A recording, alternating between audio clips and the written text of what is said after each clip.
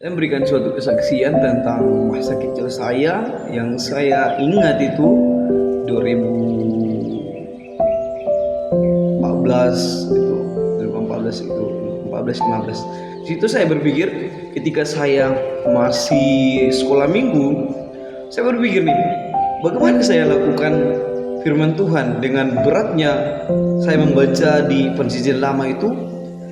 Orang-orang Israel ketika datang kepada Tuhan harus mereka menyucikan diri mereka, harus menghapus dosa mereka. Ketika mereka menghapus dosa mereka dengan menyembah penyembahan mereka itu, di persembahan yang mereka memberikan kepada Allah itu harus hewan yang kayak gini, harus hewan yang kayak gini, harus diri mereka kudus, harus kepada imam. Itu betapa sulitnya yang saya ketahui di Alkitab di Perjanjian Lama, sehingga saya berpikir bahwa sesulit itu kita datang kepada Tuhan. Bahkan ada guru sekolah minggu yang mengajari saya, mentor itu yang mengajar saya, bukan gini aja untuk datang kepada Tuhan. Coba baca, Andre baca di perjanjian baru katanya. Jadi saya mengutip dan juga saya teringat dengan ayat yang terambil dalam Efesus 2 ayat yang ke-8 sampai 9. Sebab karena kasih karunia kamu diselamatkan oleh iman. Itu bukan hasil usahamu tetapi pemberian Allah. Itu bukan hasil pekerjaanmu. Jangan ada orang yang megahkan diri.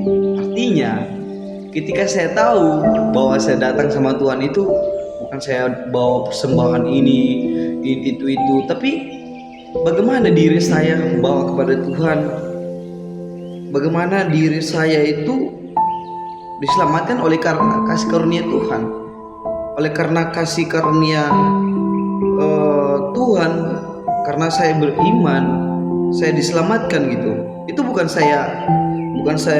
hasil usaha saya gitu, tapi itu suatu pemberian anugerah Tuhan kepada saya sehingga ketahui, sehingga saya paham, sehingga saya terus mengingat, bukan karena aku memberikan persembahan aku datang sama Tuhan, aku berkenan sama Tuhan, tetapi aku diselamatkan karena aku dekat sama Tuhan.